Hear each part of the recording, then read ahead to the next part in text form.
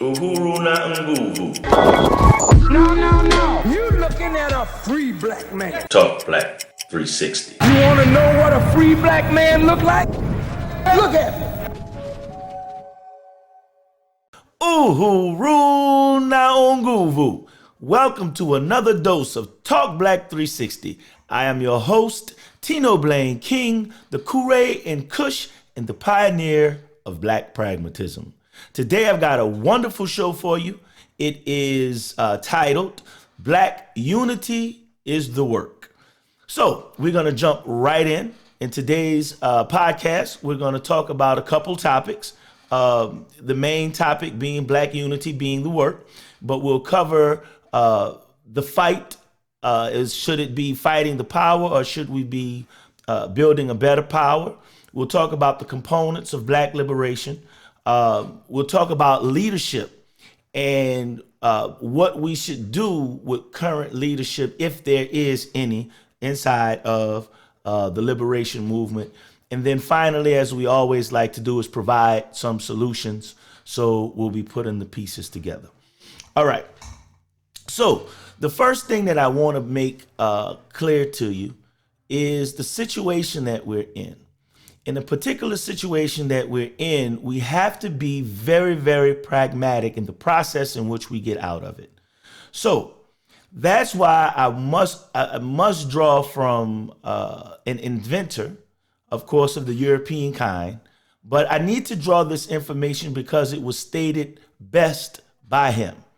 And the quote that I'm taking from the inventor by the name of Buckminster Fuller is, he said that you never change things by fighting the existing reality.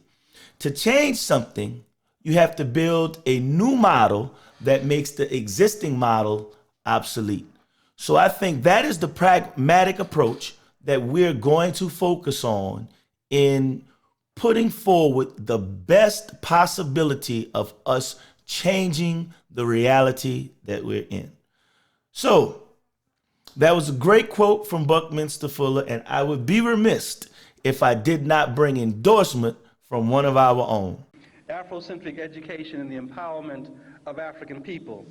And I propose to you in this discussion, and as I try to raise, that the question of power that's in empowerment is critical to focus on. The question of power in psychology is absolutely essential. That in fact, power is the ability to define reality and to have other people respond to your definition as if it were their own. And that the domination of Africa has been essentially a domination through the empowerment of other people, primarily Europeans, to define and take authority for defining those things that are African. Power is the ability to define reality and to have other people respond to your definition as if it were their own. Okay, very, very impactful clip. Couple things said in there is, of course, how do we change the reality? And you've heard me say before or use the term Black empowerment. So to use the term empowerment, we must deal with the root word there, which is power. And when we consider power, we have to consider how will we go about attaining power. And the way we will do that, as Dr. Nobles said, is we must begin to define reality. And as we define reality, then we should have others to accept that reality as their own. Unfortunately, the centuries of trouble that we found ourselves in, we have accepted someone else's reality. And I think that has been a very detrimental course for Black people in America.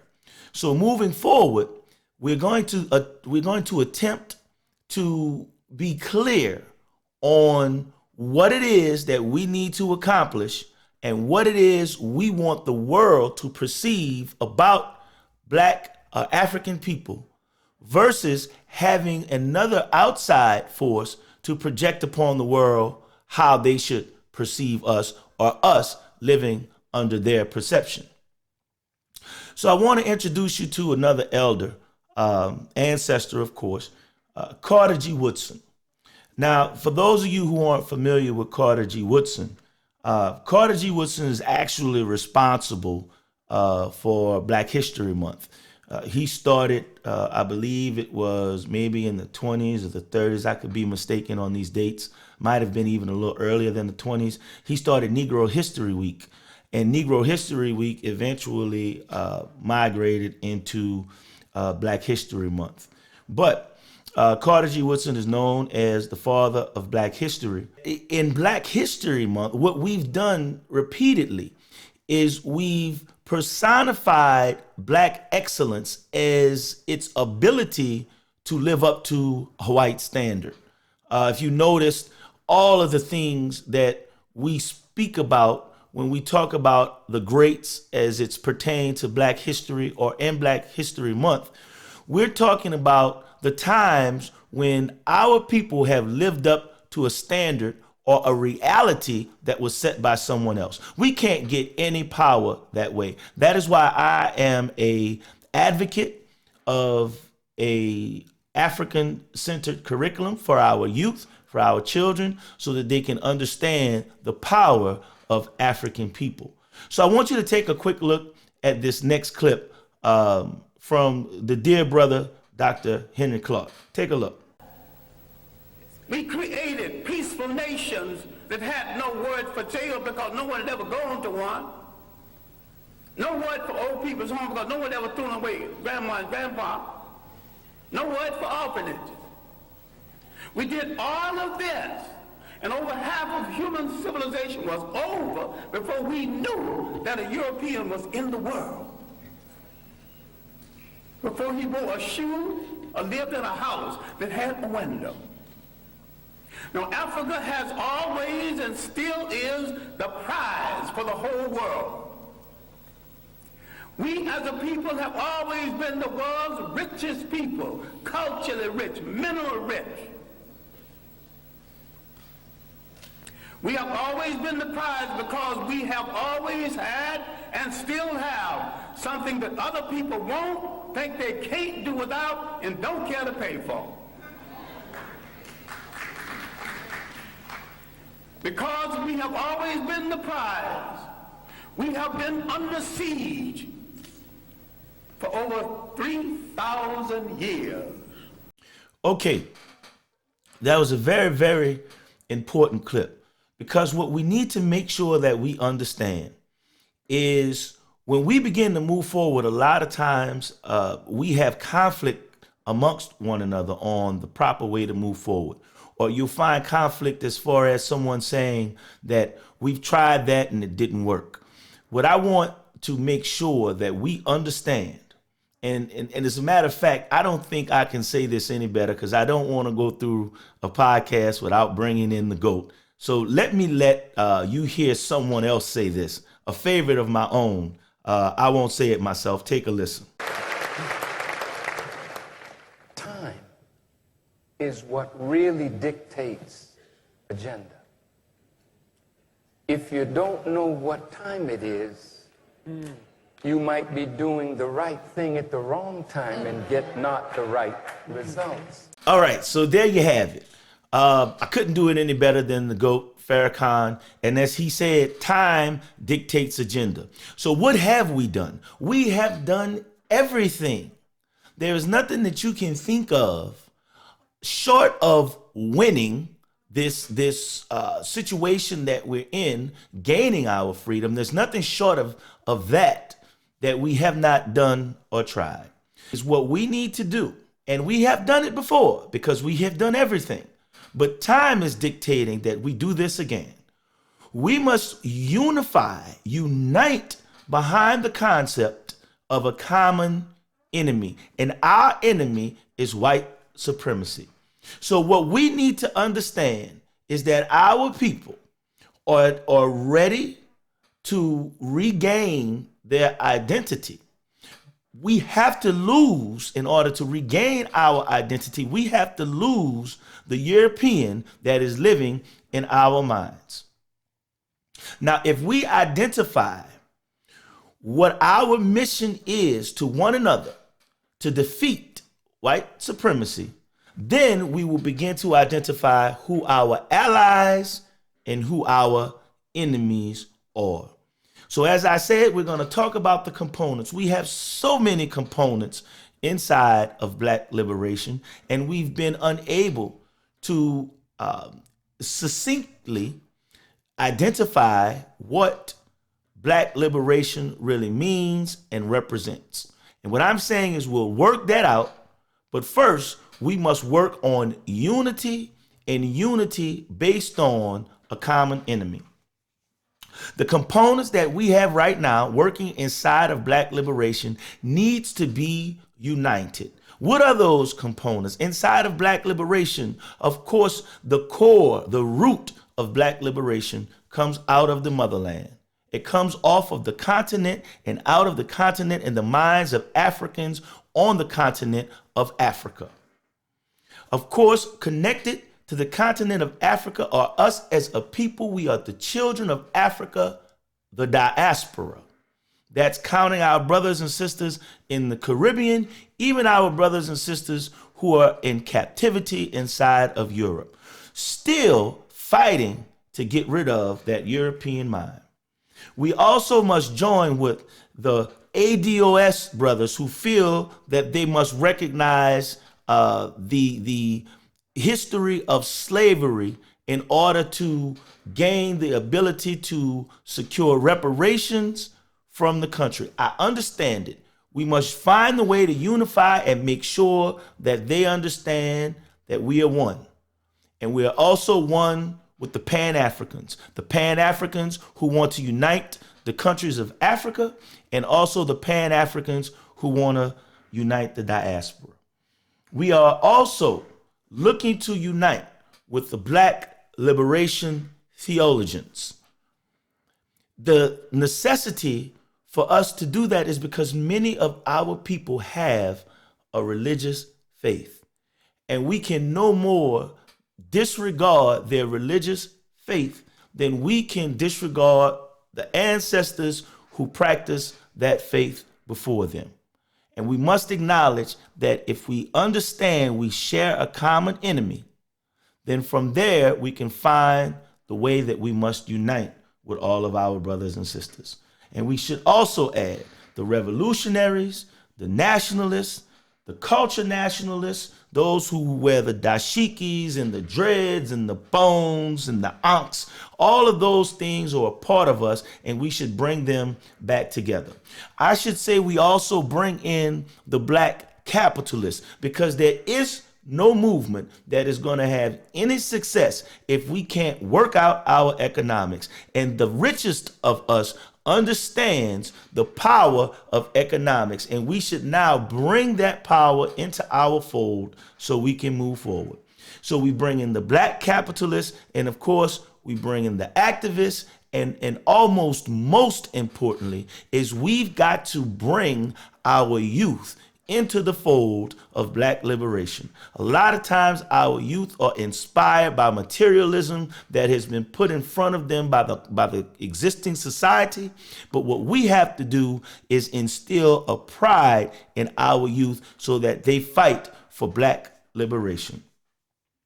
Now, the thing that has now manifested itself to keep all of these different components separated, in many cases, is the leadership of these particular factions. And what we are going to have to do is have communications between the leadership so we can figure out the best way to move forward without forcing someone to lose the core of their identity. And I think that can be done simply by recognizing how they are affected by the common enemy. So the last part that I want to put into context with leadership is that there are some leaders who are infested with the European mindset. And what I mean by that is they are intent on keeping us separate for their own benefit. And we must identify those leaders, call them out, and remove them from leadership. The African learned something that's very basic. Cultures have to be fertilized by cultures. People have to be fertilized by the interaction between cultures and cultures. This insecure European tighten his borders, you know. You got a passport to come here? The word passport is not in any African language. The things he invented to restrict himself, he imposed on other people. Once we gain confidence in ourselves, and once we look at that person staring back at us from that mirror and like what we see, and don't move from that mirror until you like what you see. Right on. Can you dig it? You got to love what you see when you look in the mirror and that beautiful black person is looking back at you. Fall in love with the person in the mirror. That is where we have to go with building this African-centered curriculum, building our black embassies. We've got to love our people and be assured that the best way forward is by looking inward, unifying, and moving forward. The last point, or at least the last component of what I want to bring to you, is solution-based. We've got to talk about what are we going to do. And what I've just mentioned is the first step. You got to fall in love with the person that you are. You got to come to know yourself. And when you come to know yourself, then you'll be better able to see a path forward, and you'll have the confidence to move forward as we begin to change the reality that we are faced with. And what we have to understand now, in the period of superior brainwashing, is there is no European answer for African problems. Either Africans find a solution to African problems, or there is no solution, and if you don't find a solution soon, you go back into slavery. Wow. That's what they call a harsh reality. But it's the truth. Throughout our time in America, we have fought, and we've done so much by way of insurrection, by revolting. We've done everything that you can possibly think of. And in the midst of us fighting, we've lost ourselves. So it's necessary from this point forward that we began to fall in love with ourselves again and begin to reinstitute the principles when we began to become strong again. Now, what's important to note is we did go through a phase where 50s and 60s, maybe even going back to the 20s, where we did begin to rebuild. But every time, at every turn, when we began to empower ourselves, the enemy was standing at the gate. And there was some practice that they utilized to turn us around. But let's take a look at when we begin our curriculum and when we begin to build this power and unity amongst each other. Let's take a look at some of the core principles that we're going to need to utilize. Take a listen. And they tried to prepare the children, I believe, to work to actually live in the white world. I can recall, many saying, being told that, one of the attributes that you should have when you grow up is to be able to get along with white folks. Well, what about white folks getting along with me? And I think it's something blacks have lost, is that sense of community where the whole community was involved in the rearing of the children. I believe that if our black youngsters had some perception of their history, I think things would be different. I believe they'd be more highly motivated. Now, the father of black history came from this area, from my county. His name was Dr. Carter G. Woodson. And that was his perception back in 1912. And he made a statement that I'll always remember. And that was that in order for you to know where you are going, or where you can go, you first of all got to know where you are. And you can't know where you are until you know where you've been. And once you find out where you've been, know where you are, then you can chart your course to where you can go. Okay, so there you have it. Of course, we've got to make sure that we are honoring our women, we're protecting our children as we're learning ourselves, and as we're doing that, that's creating the family, the center of all Africans' spirituality, the core of the community. And then from that core, from that family within our household, then we can start to build that into our communities. And inside of our communities, we will begin to form those alliances, understanding that cultures and the differences that we have as people are going to help us to grow. Because as Dr. Clark said, cultures are needed to fertilize cultures, and they work back and forth for a greater improvement. So as you realize that you're building a power now, this is a generational process. It's not going to happen overnight. We've become very disconnected with our Africanness and with our identity as a people. Some would argue that we're someone completely different. But I would tend to follow the intellect of the elder, Dr. Clark, as he said. If we do not reestablish our identity, we may find ourselves back in slavery. As I always say, we make the assumption that things are always going to get better, and that's not particularly so. So the last thing that I want to have you to take a listen to is these beautiful words by Dr. Clark. Take a listen. Is that faith has not spared us for an idle reason. A whole lot of people who've been hit less than us are extinct. What is there in us that made us strong enough to take this heavy blow? 500 years of slavery, one way or the other. Slavery, neo-colonialism. What made us strong enough to survive? What is faith saved us to do? And inasmuch as we gave the world its first humanity, faith has saved us to give the world its last humanity. Beautiful, beautiful words from Dr. Clark. Now we must bring those words into reality.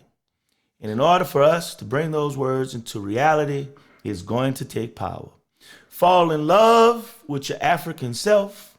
Use that spirit inside of you, the love for yourself, to build your family, to protect your women, to honor your women, and to protect your children. Build that love into the community.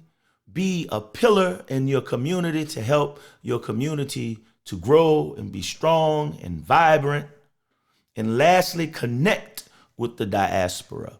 Use the cultures and the varieties of cultures inside of the diaspora to fertilize other cultures and ideas that you may have. That's all I've got for you today. Great show. Hope you've gotten some information out of there that you can use. Until next time, stay strong and stay black. Ashe. This has been another dose of Talk Black 360. No.